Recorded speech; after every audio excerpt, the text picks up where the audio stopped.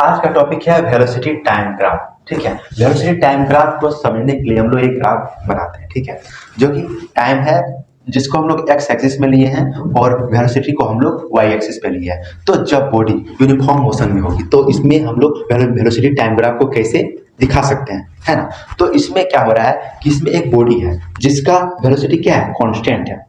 तो जान लीजिए जब भी वेलोसिटी कांस्टेंट रहेगा उसका एक्सेलरेशन होगा जीरो होगा। ठीक है, कैसे हम लोग इसको जानते हैं। ठीक है, या यदि हम लोग इस पॉइंट में निकाल रहे हैं, ठीक है, तो इसमें हम लोग निकाल रहे हैं यदि, तो वेलोसिटी का एक्सेलरेशन का फॉर्मूला क्या चीज होता है, acceleration final velocity minus initial velocity bye 2।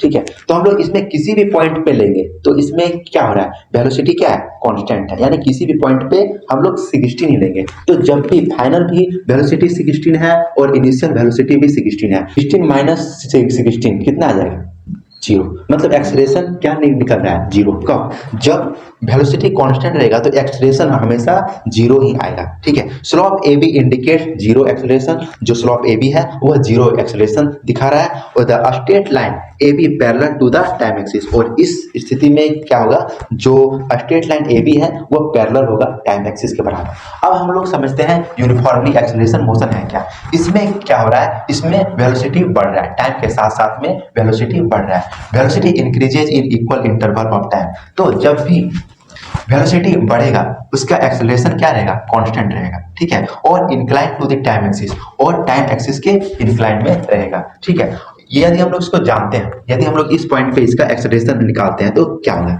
Acceleration equal to final velocity minus initial velocity by time. तो फाइनल वेलोसिटी क्या है, हम लोग 12 और इनिशियल वेलोसिटी क्या है, 8, और टाइम कितना है, हर पॉइंट 2 सेकेंड का डिफरेंस है, तो हम लोग इसमें 2 ले रहे हैं। ठीक है, तो 12 में 8 यदि सब्ट्रैक्ट करते हैं तो 4 ही आता है, और बाय 2 तो 2 से 2 कट गया, मतलब 2 मीटर पर सेकेंड ही आ गया। अब यदि हम लोग इस पॉइंट पे निकालते हैं इसका एक्सेलरेशन क्या है, तो एक्सेलरेशन निकालते हैं तो इसमें भी क्या आएगा, 16 माइनस 12 बाय 2 ही आएगा। ठीक है, तो 16 में 2 तो 2 मीटर पर सेकेंड।